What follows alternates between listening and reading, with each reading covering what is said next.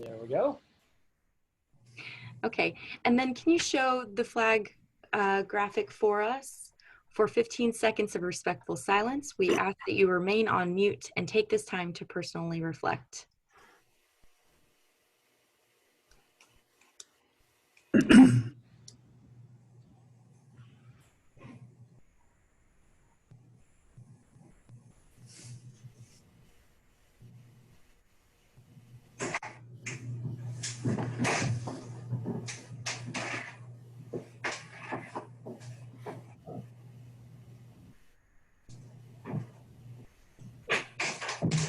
Thank you so much. I'd like to introduce Tim Jessen, who will be offering our reflection. Thank you very much, President Ashley, for this opportunity. I welcome the chance to share a reflection about these very momentous days. This could have been given any Tuesday over the past, 6 months, but it seems particularly relevant today. If there is anything certain about our city and our country today, it is this: we are divided. Our own club is divided over whether to include the pledge to the flag before the reflection, as we have done for many years. If there was a vote today on going to an in-person meeting or staying on Zoom, you got it.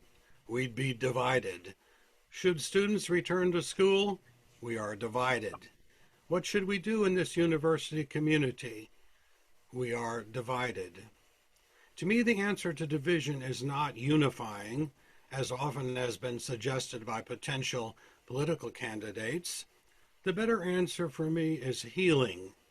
And so I'd like contemporary examples of healing and conclude with an introduction to our speaker today. Most of these people I name are in the field of religion. That's my field, and I have reason to know about them, but you think of others from your acquaintances. One is Rabbi Brian Besser. He's been here a good number of years now and seeks to bring his religious community into interaction with Christians and Muslims in particular, and he leads the Multi-Faith Alliance. Another is Forrest Gilmore of Shalom Center. He's been here 10 years, I can't believe it, 10 years, working with the incredibly difficult issue of homelessness, especially in the face of a pandemic. He's also a Unitarian minister, a little more to the left than I am, but a healer in an area where our community still struggles. Father Patrick Hyde is the young pastor of St. Paul Catholic Center. He was selected a few months ago to be the priest that would visit patients dying with the coronavirus. And so when called on, he dons his protective gear and offers the last rites to a lonely person anxiously wanting him to come. He too is a healer at the time of death. Mary Beth Morgan has served 2 congregations here, sharing her interest in racial justice and reconciliation, particularly with the Bethel African Methodist Episcopal congregation here and in other ways. And I want to add one past, Wayne Martin. I have his wrist band right here, which says, "Never tire of doing good," and Wayne never tired of doing that. He was a healer for those incarcerated and facing difficult times. And then there is Sandy, who will be speaking to us later. She's a Rotarian, whom I know through her church, but also in her concern about Wheeler Mission, its needs, and the people it serves. Later we'll hear about her amazing mission and the determination and grit she brings to the task. She too is a healer. I close with a poem by Marty Haugen, a Lutheran who writes mainly for Catholics. He too is a healer and prays. Healer of our every ill, light of each tomorrow, give us peace beyond our fear and hope beyond our sorrow. Give us strength to love each other, every sister, every brother. Spirit of all kindness, be our guide. On this day of division, teach us all your way of healing. Spirit of compassion, fill each and every heart. Amen. Amen. Thank you so much, Tim.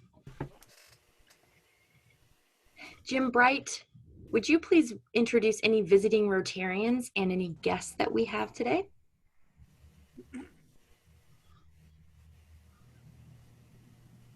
Jim?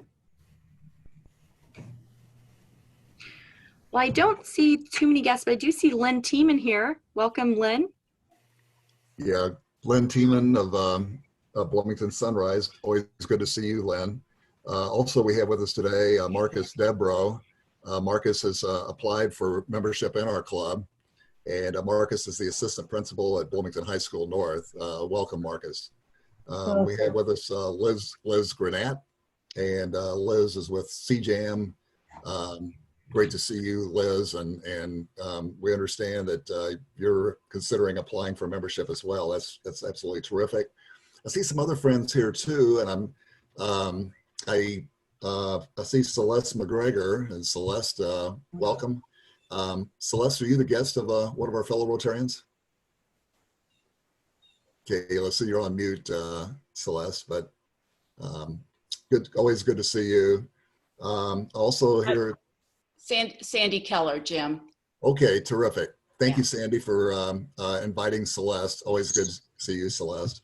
And we have Cynthia here. And Cynthia, welcome. And you are the guest of? Dave Meyer. Okay, of course. Dave Meyer's better half. Cynthia, welcome. Also, I see Josie Rice with Wheeler Mission. Of course, they're an organizational member, and Josie, welcome back. Anybody I'm missing? Megan, I see Megan Gerhardt, president of the IU Bloomington Rotary Club, and they have their first meeting of the semester tonight, she tells me. So that's exciting. Welcome, Megan. If nobody else, back to you, Ashley. Thank you, and thanks again for everyone being here. You're all valued members of this club, or esteemed guest, and we'd love to have you back again. Thanks to our producers, Michael Shermis and Sally Gaskell, for running this wonderful meeting. And our roundabout reporter for this week is Glenda Murray. Birthdays: Marilyn Wood, September 5th, Jim Shea, September 6th, immediate past president Aaron Davis, September 7th, and past president John Diltz, also September 7th. Happy birthday. Membership anniversaries: past president Charlie Osborne, September 1st today, 28 years in our club. And Dan Preston, September 7th, 10 years in our club. Thank you for being a part of us. We've got a lot of news to cover today. District Governor Jessica Hayne was honored in a virtual celebration as Co-Woman of the Year with Dr. Tashera Perry. The Bloomington Commission on the Status of Women announced their annual Women's Achievement Awards through a pre-recorded event aired on Women's Equality Day. The virtual event was in lieu of the awards banquet held each March during Women's History Month. Congrats to our District Governor Jessica Hayne. Monroe County Commissioners supported the Forward into Light initiative celebrating the 100th anniversary of the 19th Amendment.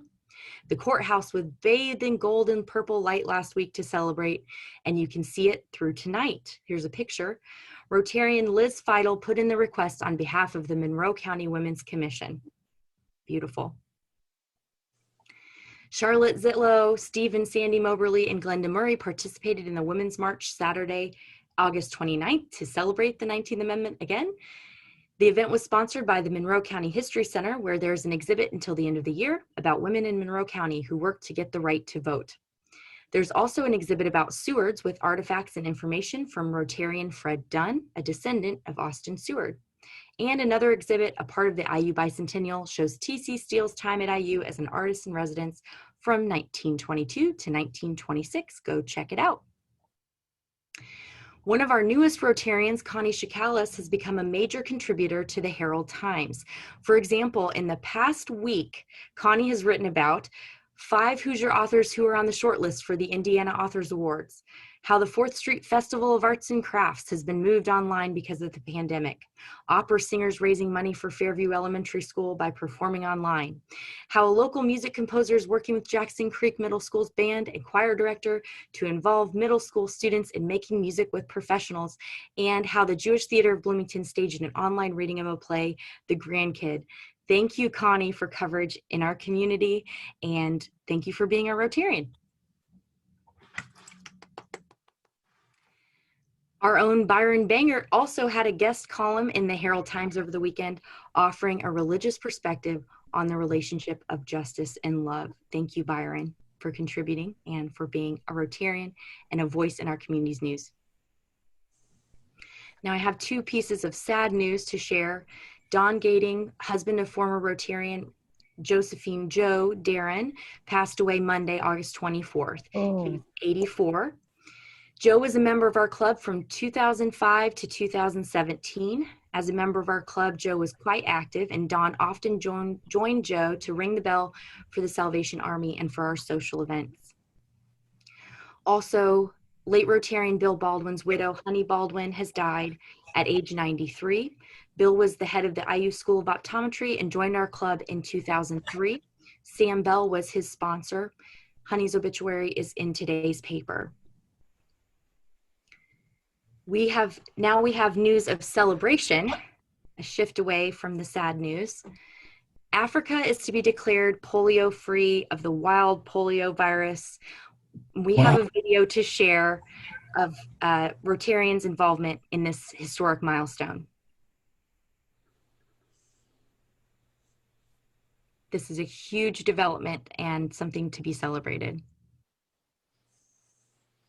Wow, that's wonderful. Just one moment, here we go. It's wonderful, but it's not complete because there are other forms of polio that are still in Africa. Correct. So we can't give up. What's the difference? Don't ask me, but I read the science, right? The science. What's been eliminated is the wild polio. Polio virus, yes. There are still, unfortunately, vaccine-derived polio Wow. cases, maybe only 160, something like that. Right. Unfortunately, we're not getting the varieties, but 160 cases. right. Unfortunately, we're not getting the. We're not getting the audio, so we'll share this with you in the roundabout. You can find it on LinkedIn and other places. And there's a wonderful video featuring Rotary International President speaking about this with people who have been running the polio efforts that we'll also give you a link to in the roundabout. Sorry about those audio glitches, but we had a nice conversation overlaying it. So certainly something to be celebrated. The work is not done, but we are this close, as they say. Volunteering Service Spotlight will be offering at least one volunteering opportunity every month. Right now we have 4 available. If there's anything that you know of that you'd like to offer to our Rotarians, please let me know and we'll feature it next week. Helping Hands is ongoing. You can sign up to serve people in our community who need grocery delivery, medicines, etc. All the links will be in the roundabout to do that. Friends of Lake Monroe still looking for volunteers for their water sampling blitz that happens on September 18th. Head to their website to sign up, friendsoflakemonroe.org. Wheeler Mission serves 3 meals a day and needs volunteer support through directly serving and providing sack meals for the shelter. They also have a few virtual opportunities, newsletter, video development. If you're interested, reach out to Josie, who's here today. Hi, Josie. At josierice@wheelermission.org. Check out our roundabout once again for all of that info. And last but certainly not least, Teachers Warehouse needs volunteers almost every day of the week from Monday through Friday. Volunteer by emailing volunteers@teacherswarehouse.org. Whew, lots of announcements today. Thanks for hanging in. And next up is Happy Dollars. I will be the first to share. Thank you to everyone who came out to our first social gathering on Thursday. It was a lot of fun to see everybody at a distance. We're still able to be together and to have lots of great conversation. And we didn't even get to an activity we had planned because there was too much conversation going on. So thank you for being there, and we'll certainly have another one soon, and we'll keep you posted on that. Okay, Jim Bright. Thank you, Ashley, and thank you, Ashley and Natalie, for bringing us together last week. That was a good time. I'm happy that in just 65 days, we are coming together to honor Bloomington legend Bob Hamill at the 6th annual Bloomington Rotary Toast. And I'm happy that Bob has selected Hoosier Hills Food Bank as his chosen charity in a year in which they really need our support. Now, while the pandemic may keep us from coming together in person, I'm happy that we will live stream this once in a lifetime event into your home and into the homes of 300 others, many of whom will enjoy delicious charcuterie from Blooming Lords that Mike Baker told us about last week. I'm also happy that live streaming will make it possible for friends outside Bloomington to tune in. So if you haven't made your reservations, don't despair. You can still do so at rotarytoast.com. And I will send you a reminder immediately following today's meeting. Thanks for listening, and back to you, Ashley. Thank you. Anyone else have a happy dollar to share?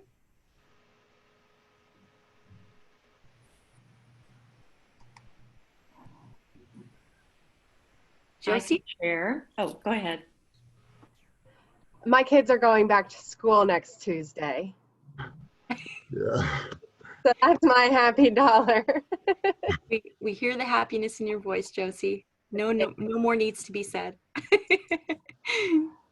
Sally? I'm very happy because singing is one of the joys of my life. And of course, under COVID, singers have become known as super spreaders. So we're very careful about no longer singing the way we used to. However, my small community chamber choir, Voces Novae, has begun singing on Monday evenings. That's generally when our rehearsals have taken place. From 7 till about 7:45, we find an outdoor space in Bloomington, and we gather very distanced, about 12 to 14 feet apart from each other, wearing special singer's masks that we ordered from New York. And we look like ducks, basically. So it's challenging, but it's really terrific. Last night we gathered on the west side of Bloomington at White Oak Cemetery, and neighborhood residents gathered distanced masks around us. So we will continue to do this. We'll probably move it up by 15 minutes when the light gets to be a little bit too limited by 7:45. But in any event, I'm very happy about that. So $10 to Teachers Warehouse. When do you publicize where you are? We're just rehearsing, so we're not really. When do you publicize where you're rehearsing? Okay. We will, I'm also the president of the board of Voces Novae, so thank you for the prompt, Martha. I will send out a newsletter. Generally, if there's a neighborhood association that's nearby, we'll let them know so that they can get the word out. But sometimes we don't know until right before. We have gotten an exemption from the city because now we are sometimes more than 15 people, so we got an exemption from the city to do this every Monday. Good. I'll get the word out. Yeah. Thank you, Sally. Anyone else have a happy dollar to share? Dave? I have a happy $5 to share for the League of Women Voters, which is doing a major push in our area for the 100th anniversary of women's suffrage. But also because Indiana has one of the lowest voter participation rates in the country. So I'm volunteering with them and helping them. And I am happy that they are doing that work. Thank you. Thanks, Dave. Anyone else? Don't want to close it up too early. Lots to be happy about. All right. So now I will introduce Steve Engel, who will be giving us the introduction to our speaker today. Thank you, Ashley. Hope everyone can hear me all right. It's a real distinct pleasure for me to introduce Sandy, a fellow club member. You all know her. She's a real force in this community. Sandy is an IU Kelley School graduate, and in 1992, She founded a company called the Absolute Secretary and formed other companies since then of a similar nature, like Bloomington Voicemail and Absolute Marketing and Research, which it morphed into in 2000. So for all that time, she's run this business of her own, an entrepreneur. But knowing Sandy, that wasn't enough for her. So in 1998, she formed a nonprofit here in Monroe County called My Sister's Closet, and most of you are probably familiar with it. It's a 901 or 501c3 nonprofit organization. They help economic women reach economic self-sufficiency, and particularly among low-income and at-risk women. They are referred to her by over 40 different local nonprofits. So that's a pretty good endorsement right there. Female clients are provided with free vouchers for professional interviewing, clothing, image consulting, and so on and so forth to help them re-enter the workforce and become economically self-sufficient and to avoid generational poverty. It's certainly a worthy goal.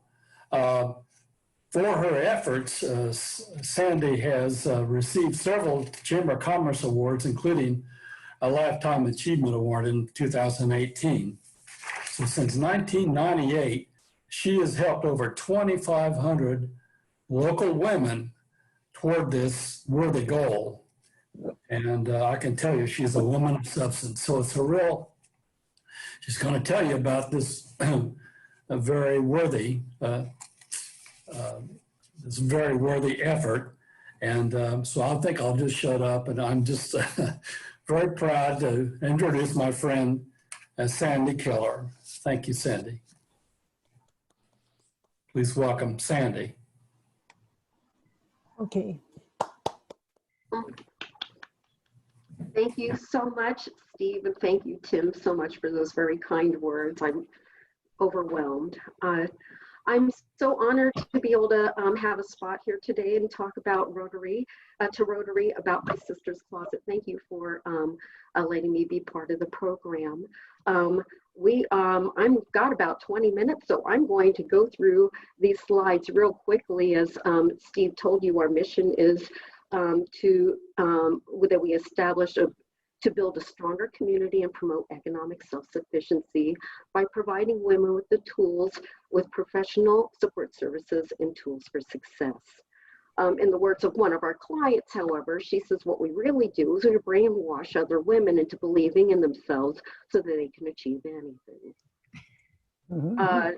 Our basic services are that we help women find potential jobs and we give them interview assistance. And that for the main vouchers that we issue, that falls into two categories of advocacy and mentoring, by helping them with resumes and mock interviewing and interview skills training and online job assistance.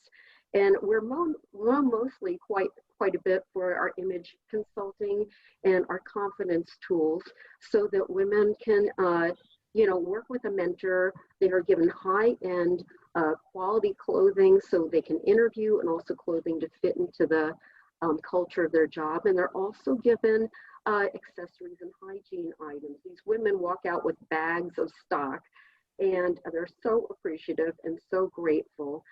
Generally, if a woman works with us and uses both parts of these services, we give her about 10 hours of our time with mentors and advocates.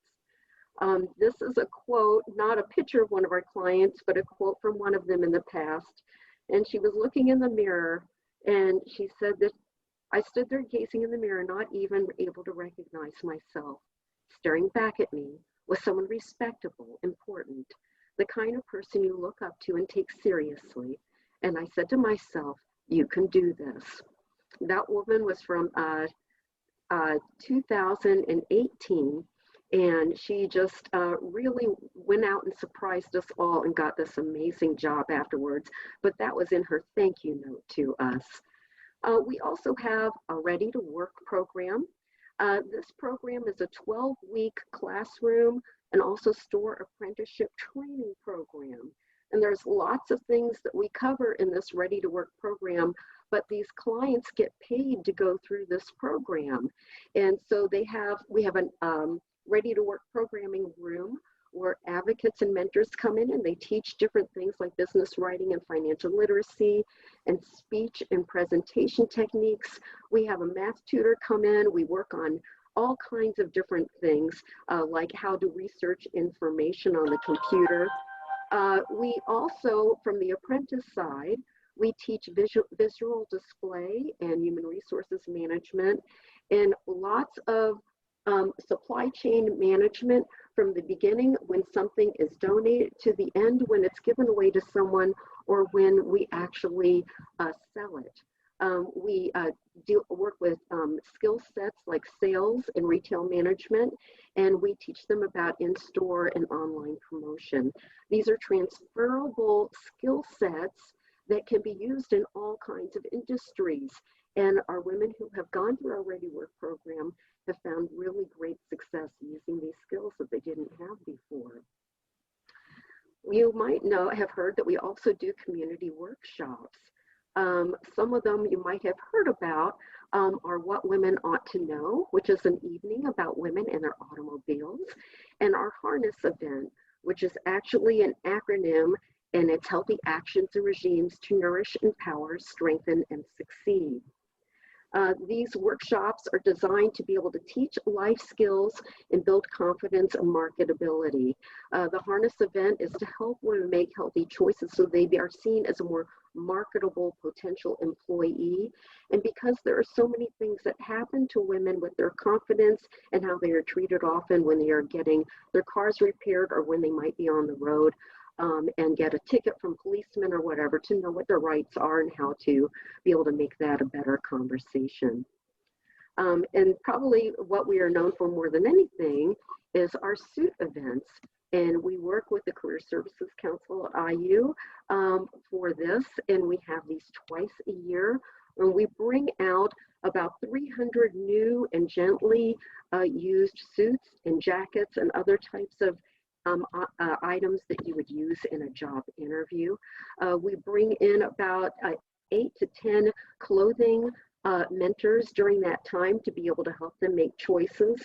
And that's an evening where we have anywhere from 25 to 45 women go home with interview clothing for their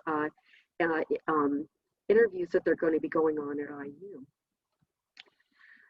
Some of the organizations that are our community partners are Bloomington Housing Authority, the Broadview Learning Center, Ivy Tech, the Excel Center, Work One, Voc Rehab, Middle Way, the Rise, Amethyst House, Volunteers in Medicine, Shalom Center, Trocochi University, Mother Hubbard's Cupboard.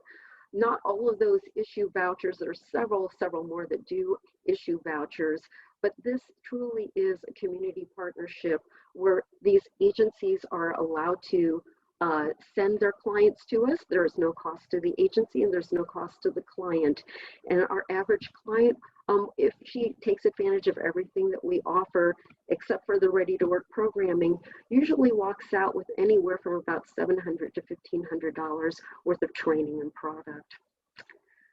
We have 85% of the women who come to my sister's closet say that they've been successful in finding a job within just 6 weeks. And if you understood where some of these women were coming from and how difficult it was for them to be able to find a job, you would realize that that is such a cause for celebration.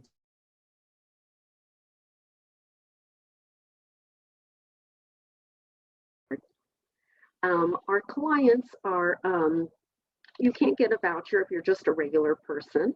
The women who get these vouchers are experiencing really low poverty. They're also coming from several at-risk situations, like several of them are coming from situations of homelessness.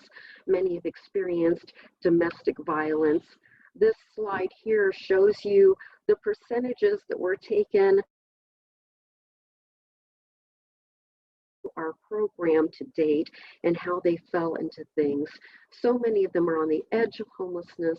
Many are facing situations of homelessness while they have children or grandchildren. And our rates for emotional and physical violence actually went up last year from 64% to 66%. But there are several reasons why people find themselves in these situations. Anything can happen to any of us at any time. The weather could change, a tornado could come through, and your whole life could change. You could get sick, you could get cancer. A lot of these things that women find themselves in are very difficult. And a lot of times, because they do not have these networks established that are healthy, and they do not have positive people in their lives to be able to give them skills and resources on their own, they end up falling deeper into these situations that are harder for them to get out of.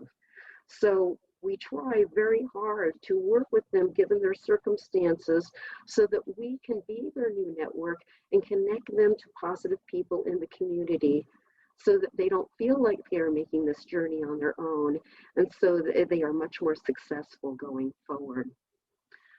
Several of the women coming to us, they fill out this form. It's a satisfaction survey, and they tell us about the things that have happened in their lives, about the different people that they've encountered, the different people they've tried to get away from, the things that happened to them when they were kids.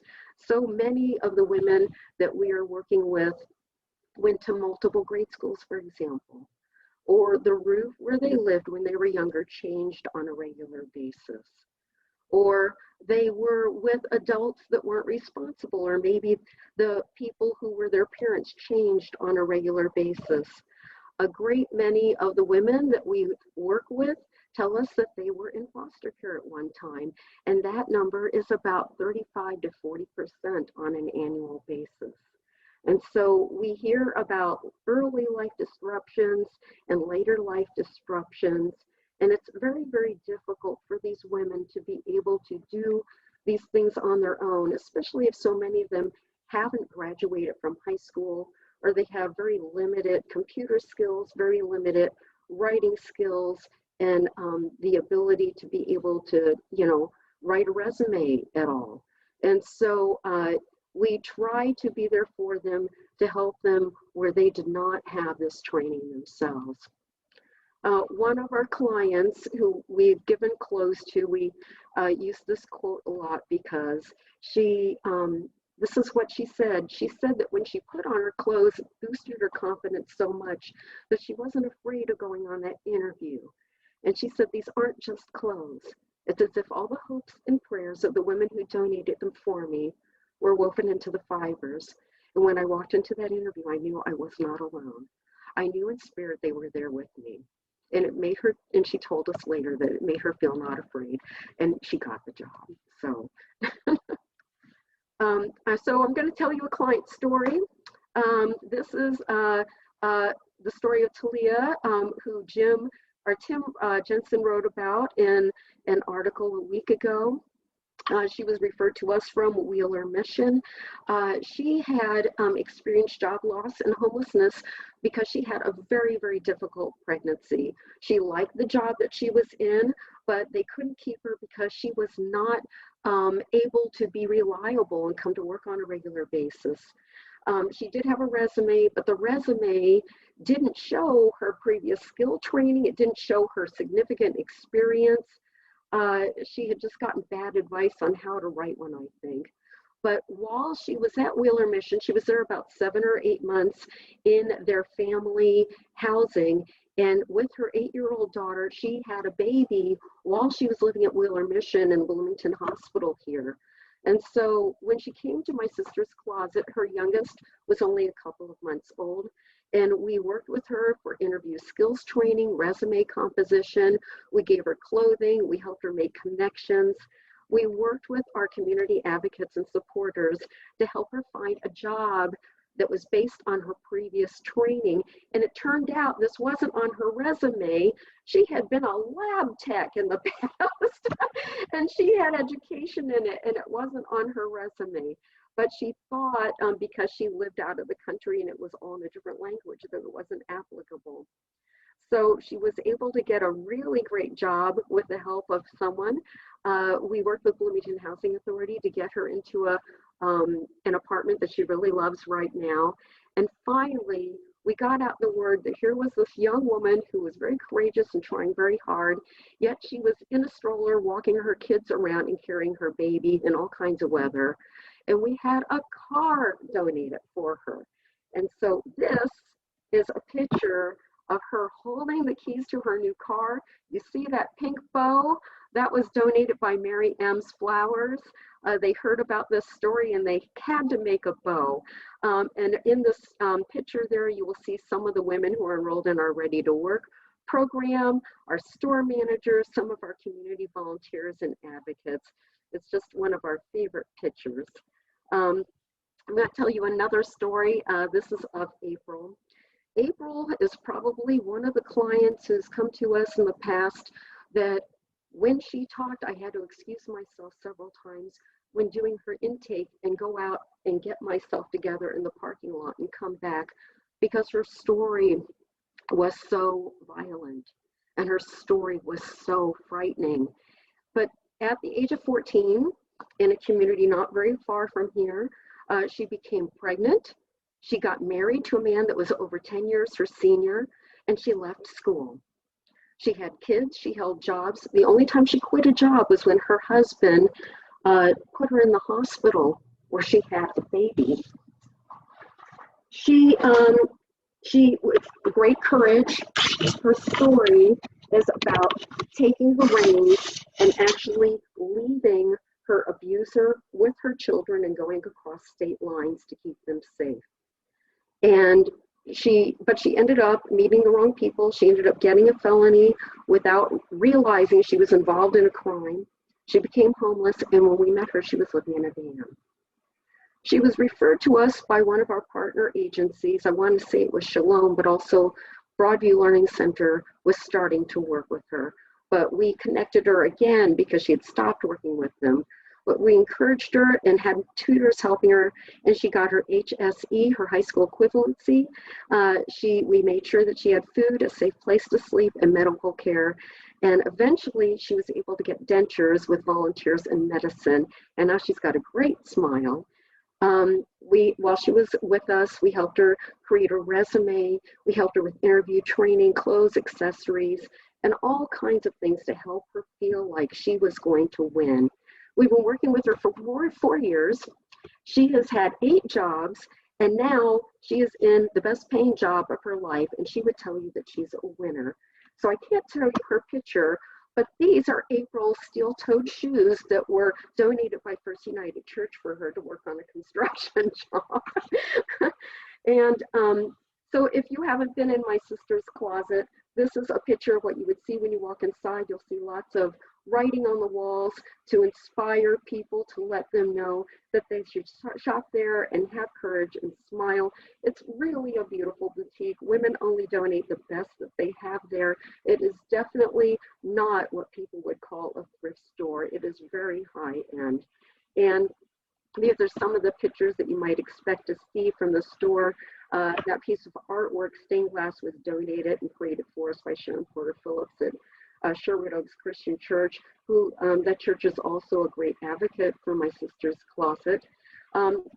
This is a picture of volunteers that you would see during one of the shifts during Martin Luther King weekend celebration. That has about 100 people in it, and that was not all the people that were there that day.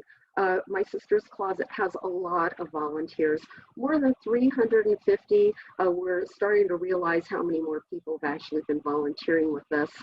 If you would love to shop at my sister's closet and support us, that is the main way that we are able to keep this programming going. And you should know that because of a Rotary connection, Dr. Shandon Sen, who spoke a couple of months ago, we bought an iWave filter, which through electrostatic technology puts positive and negative ions purposely in our store. What that does is it messes with the exterior membrane of viruses and bacteria. They are not able to duplicate. In a couple of minutes, they die.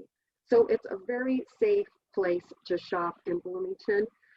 This is a post from our Giving Tuesday that happened in May, telling people that we needed support. We, like most retail organizations, are down quite a bit on our sales, and we are asking people to give us a chance and to consider shopping online through our eBay store, or possibly coming in and supporting us with your dollars. We have wonderful things, but you should know that in 2019, My Sister's Closet directly helped 234 women. So we are busy. We are helping a lot of people. And so that's basically, my stuff. Thank you so much for supporting the mission of My Sister's Closet and helping these very courageous women find independence. I'm very grateful to everyone at Rotary.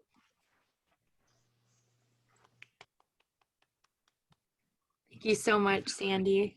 Incredible story of the lives you've saved and changed. It's just, I'm sure you could regale us with many, many more tales of the lives that have been impacted by you. So thank you so much. Well, thank you. I should tell you that it is not a one-person job.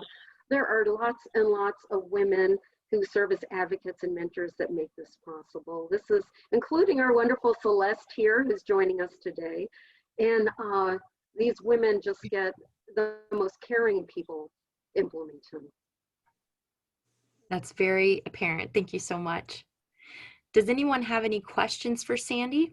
I do. I'm not quite clear on whether you're open or closed.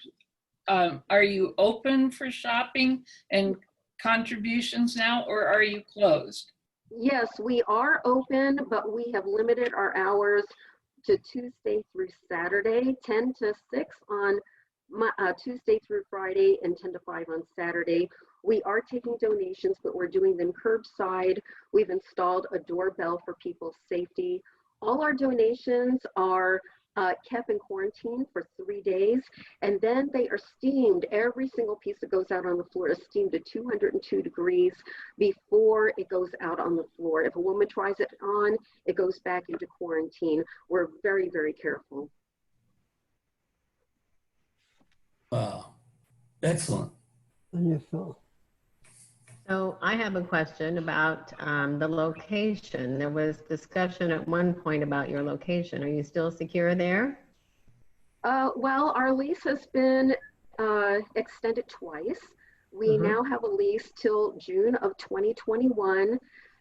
We were working hard before COVID hit to try to raise money for that relocation. We're a small organization, so our relocation fund is only about $93,000. But right now, because of COVID, our struggle is actually just to keep the programming going and keep alive. It has been very, very difficult to be able to pay salaries and pay rent. And so we're just trying to keep our head above water right now. We're hoping that we'll be able to get through this.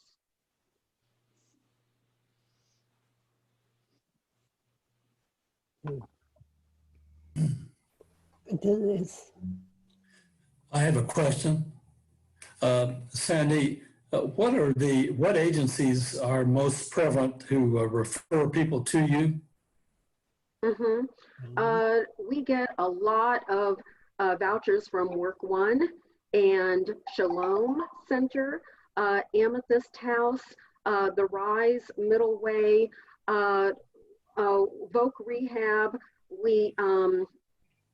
Gosh, there are so many, but those are probably the bigger ones that use our vouchers on a more regular basis. Well, what a wonderful effort and what a wonderful resource for our community that you've created, instead of women sitting around and depending on welfare to get by in their lives. You're making them into productive taxpayer citizens, and that's a real accomplishment, Sandy. We're all proud of you. Nobody wants to do that. Sandy, can you hear me? No. Yes, I can, Charlotte.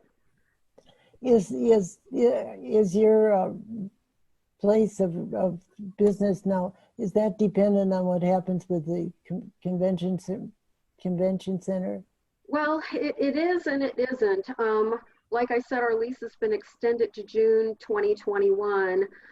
We know that the $2 million that have been collected with the food and beverage tax, the commissioner's office has very generously given that to Bloomington businesses like hotels that are really struggling. Yes. They actually have the resources and land and buildings that they've been buying over 35 years. They have enough to be able to get a bond and start the renovation and construction for the expansion if they wanted to.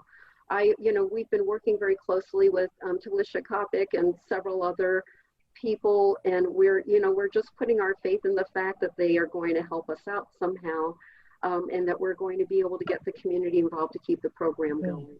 Do you personally oversee a lot of these services? Yes, I do. Do you provide them? Yes. Yes, I do, but I'm somewhat limited myself during COVID because I'm one of these people that can't be in the store as much. But we actually have someone who's a program coordinator who her main job is to work with our clients and to make sure that they are moving forward and to connect them with everyone. And we just got another $25,000 from HAND to be able to pay for that programming. Wonderful. Very, very grateful for that. Yeah, good. Congratulations. Thank you. Andy, hi, this is Raj. I'm grateful to your presentation today. It did remind me in 2005 when we started for the volunteer in medicine as an institution, which brought almost everyone like the one you described. It touched me. I felt so good about it that you've taken the initiative and proceed forward with the cause. For that aside, I found that the VIM was participant in your program, whether to render care or for training purposes. I thank you for that. Of course. Volunteers in Medicine doesn't actually refer people. They are a support services organization for our clients. But many of our clients would not have been able to get the help that they needed without VIM. VIM is amazing. Yeah. Oh, I could see the smile you mentioned. So could you share with us an address to contribute fund to Yes, Sister thank Closet? you. Yes, you could send donations to my sister's closet at 414 South College Avenue, Bloomington, Indiana 47403. And if you prefer, you could go online and make a donation through our website, which is sisterscloset.org /donate. And you can make a donation online or send a donation to our website or our post office box. Good, thank you. Thank you. We'll include that in the roundabout as well. Thank you so much. And I want to say a special thank you to Tim. Because of his article a week ago, we've received some very kind donations. Oh, wonderful. Are there other organizations like this elsewhere? Did you Yes, find there yourself are. on something, or is this something you created out of whole cloth?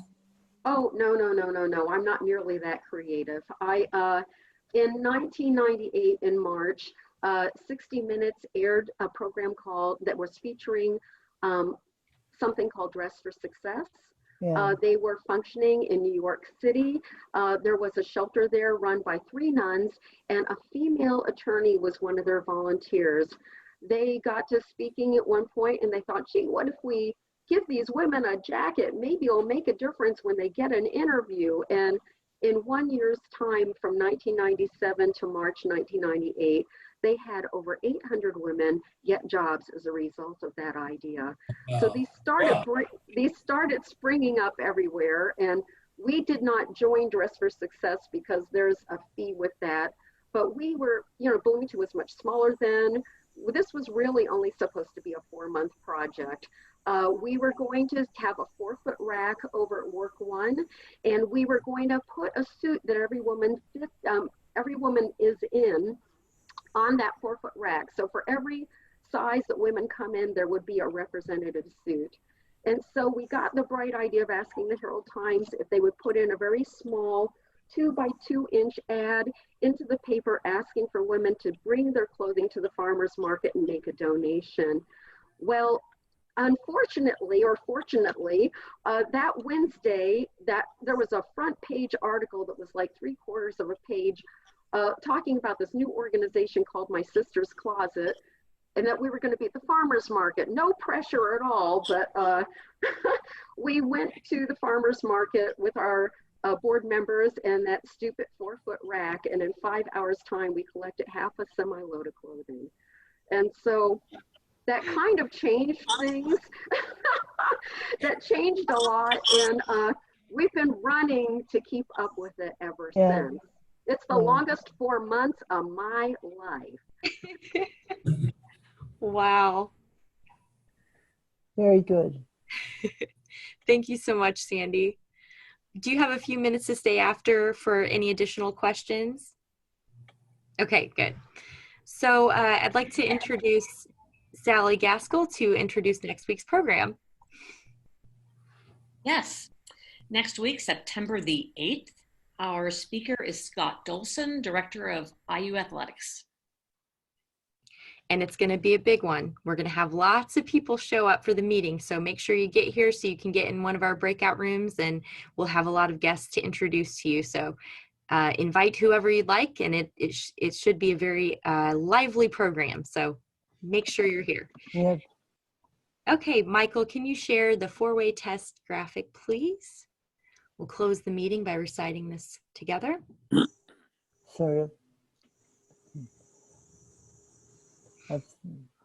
Of the things we think, say, or do. Is it the truth? Is it the truth? Second, fair to all concerned. Third, will build goodwill and better friendships. Fourth, beneficial to all concerned. And fifth, is it fun? Yeah. Thank you, Steve. Thank you, Steve. Does anyone have any additional questions for Sandy? What do you hope that happens next, Sandy? What are you hoping for in your future there with My Sister's Closet? Well, actually, we're hoping to find a great candidate for our store manager, because our store manager has let us know recently she'll be retiring when she turns 65 this December. And so we are going to try to find someone to work with her for a while to make sure that's a good transition. We are currently interviewing for that new position for the client services coordinator. We're not going to be adding new programming, but we are going to be taking our programming online with the help of the Sophia Travis grant. We have received some money to be able to record a lot of our training and advocacy sessions, so that we will start to, using the Teachers app, be able to have our clients work with us remotely. And that is actually something we thought we would be doing about 3 or 4 years down the road. And because so many of them, because they do not have reliable transportation, they've got small children at home, they might get sick, they don't always come as reliably. But if we're able to have them work from home in the Ready to Work program and just come in the store for the part where they are working in an apprenticeship mode, we think that that will be really successful. Cool.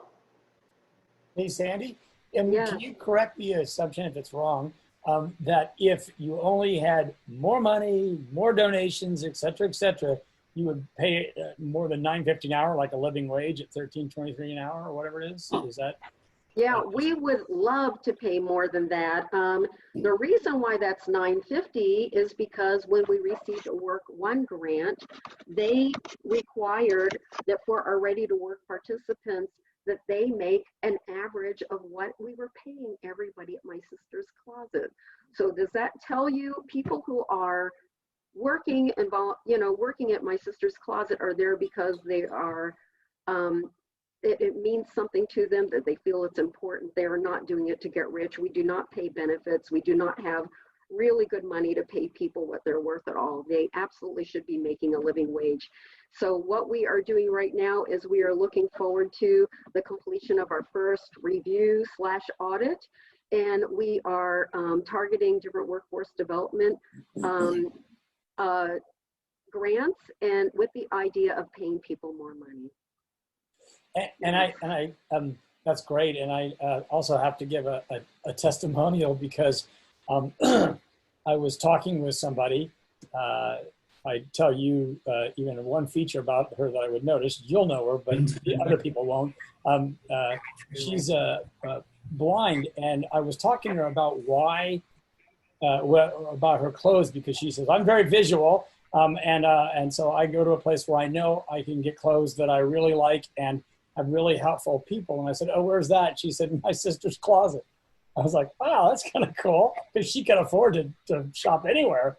But she goes there because of the people and what it stands for and all that. So that was we know her well, yep. and she's quite amazing.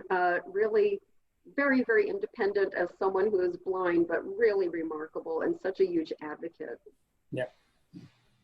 I don't have a question. I just want to say you did a great job, Sandy. I knew you would. So, hooray! Thank you too. Sandy. Hey, Sandy. Sandy. Yeah, Charlotte. Yeah, I wonder, what can you do with an old possible volunteer? Are you kidding, Charlotte? I would take you in a heartbeat. Oh my goodness. I would just be so honored. Well, let's talk. I've got so many things that I would like your opinion on. That would be good. Thank you. I'd love to do something. Thank you. Thank you so much. Made my day. You've got most of my closet, but yeah. Good. Okay. Congratulations. That's very good. Thank you. Thank you. Thank you. Anybody else?